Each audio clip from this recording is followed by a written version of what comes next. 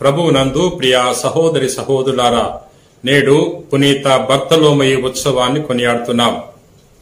ఈయన అపోస్తలుడు, వేదసాక్షి. గలిలయ ప్రాంతంలోని కానాపల్లిలో జన్మించాడు.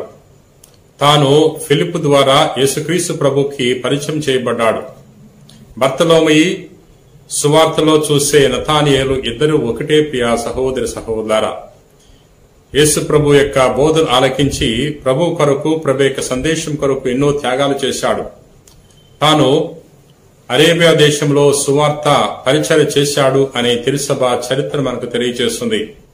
తర్వాత అర్మేనియా దేశంలో తాను సువార్త పరిచర్య చేస్తున్న తరుణంలో తన శత్రువులు తను చిత్రహింసలకు లోను చేశారు.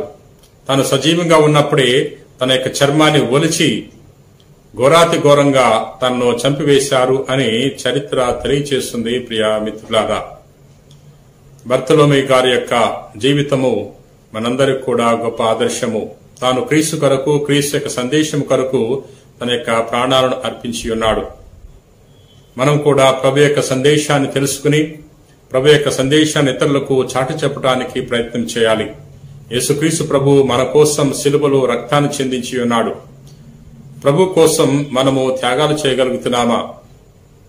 ప్రభు యొక్క సందేశాన్ని తెలుసుకున్న మనము తెలియని వారికి తెలియచేయడానికి ప్రయత్నిస్తున్నామని ఒకసారి మనందరికి కూడా ప్రశ్నించుకోవాలి. ప్రియ సహోదరి సహోదరులారా, నేటి సువిశేషము యోహాను సువార్త 1వ అధ్యాయము 45వ వచనం నుండి 51వ వచనం వరకు. ఫిలిప్పు నతానియేలును కలుసుకుని, మోషే ధర్మశాస్త్రమందు ప్రవక్తల ప్రవచనములందు చెప్పబడిన వారిని మేము కనుగొంటిమి. ఆయన యేసేపు కుమారుడు, నజరేతు నివాసి యేసు అని చెప్పెను. నజరేతు నుండి ఏదైనా మంచి రాగలదా అని నతానియేలు అడుగుగా, వచ్చి చూడుము అని ఫిలిప్పు పలికెను. నతానియేలు తన వద్దకు వచ్చుట చూచి అతన్ని గూర్చి యేసు కపటము లేని నిజమైన ఇజ్రాయేలీయుడు అని చెప్పెను. మీరు నన్ను ఎట్లు ఎరుగుదురు అని నతానియేలు అడుగుగా, యేసు ఫిలిప్పు నిన్ను పిలువక పూర్వమే నీవు అంజూరపు చెట్టు క్రింద ఉండుట నేను చూచితిని అని సమాధానమిచ్చెను. బోధకుడా, నీవు దేవుని కుమారుడవు, ఇజ్రాయేలు రాజువు అని నతానియేలు పలికెను. నిన్ను అంజూరపు చెట్టు కింద చూచితిని అని చెప్పినందువలన నీవు నన్ను విశ్వసించున్నావా? ఇంతకంటే గొప్ప కార్యములు నీవు చూడగలవు అని యేసు చెప్పెను. ప్రియ సహోదరి సహోదరులారా, ఫిలిప్పు యేసు ప్రభుని కనుగొని నతానియేలుకు పరిచయం చేస్తున్నాడు. అందుకనే నేటి సువార్తలో ఈ విధంగా తెలియచేయబడింది. మోషే ధర్మశాస్త్రమునందు ప్రవక్తల ప్రవచనమందు చెప్పబడిన వారిని మేము కనుగొంటిమి. ఆయనే నజరేతు నివాసి యేసు అని తెలియజేస్తున్నాడు.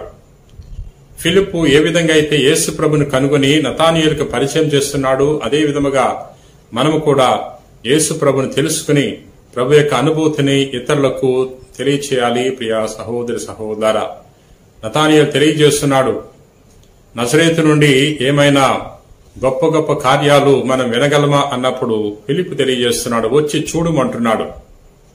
నతానియేలు ప్రభుని చూశాడు, ప్రభుని కనుగొన్నాడు. ఆయనే రక్షకుడు, మెస్సయ్య అని తెలుసుకోగలుగుతున్నాడు. ప్రియ సహోదరి సహోదరులారా, ఎప్పుడైతే ప్రభు చెంతకెళ్తామో, ప్రభు యొక్క వాక్కును ఆలకిస్తామో, అప్పుడు ప్రభు గురించి మనం తెలుసుకోగలం.